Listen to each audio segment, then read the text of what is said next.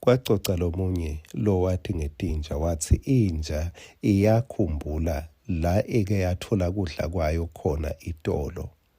Uyithola seyiyinga kuleyo nzawana la ivama kuthola kudla khona. Bekungaba njani sihlobo sami?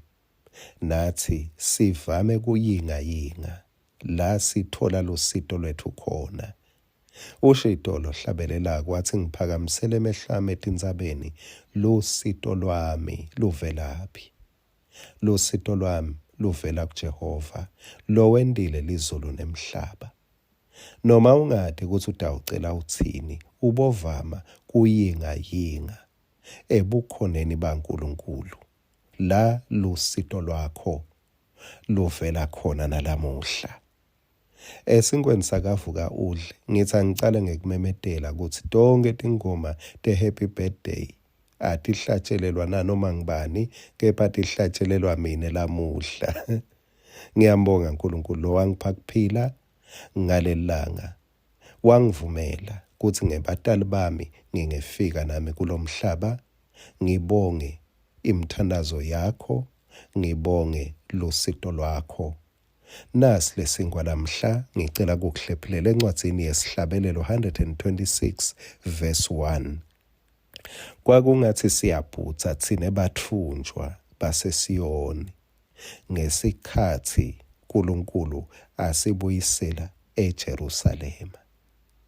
Ngicela lelivi njengaloku ngade ukuthi uyaladi, ake sewunake uNkulunkulu umise isikhathi sebathunjwa kuthi babuyele endzaweni yabo. Uthi bekungathi bayabhutha emva kweminyaka kwekucala lengu-430 baka-Israyeli bagqilatwe eGibhitha, bebangacabangi ukuthi ngalelinye ilanga bayawubasive lesinemandla emhlabeni, lesibalelwa emaveni lasetulu kutemnotho lo ngikhuluma nawe.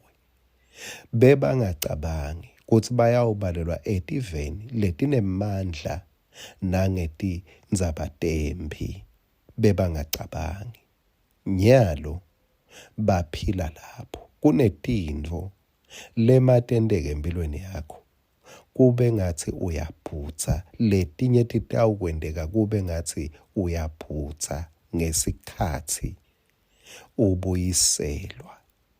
Lethi bekungathi bayaphutsa ngesikhathi uNkulunkulu asibuyisela. Kungesikhathi ungenayo indlela yekubuyela etintfweni lebe ungasacabangi ukuthi uyake ubuyele kuto. Kungabe kudla, kungabe kwembatha, kungabe tindzawo letitsite lebe ungasacabangi ukuthi uyake ubonakale kuto. Uthi-ke lona letinto tathi matendeka bekungathi bayabhutsa.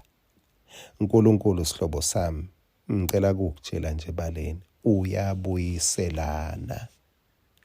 Uyawukhumbula incwadi yaIsaya 61 lithi labakhala eSiyoni babonelelwe. Lalela-ke ekwendiweni, banikwe umchele webuhle esikhundleni semlotha, banikwe nemafutha enjabulo esikhundleni sesililo, banikwe ingubo yekuthumisa esikhundleni semoya lotsabukile.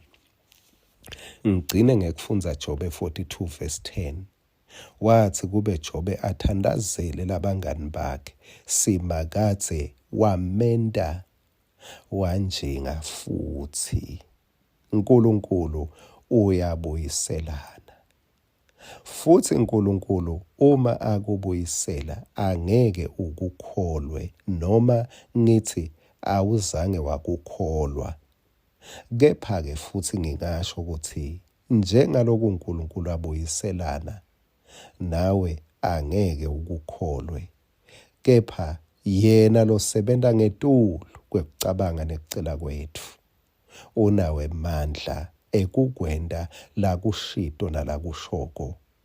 uNkulunkulu uyabuyiselana. Amen.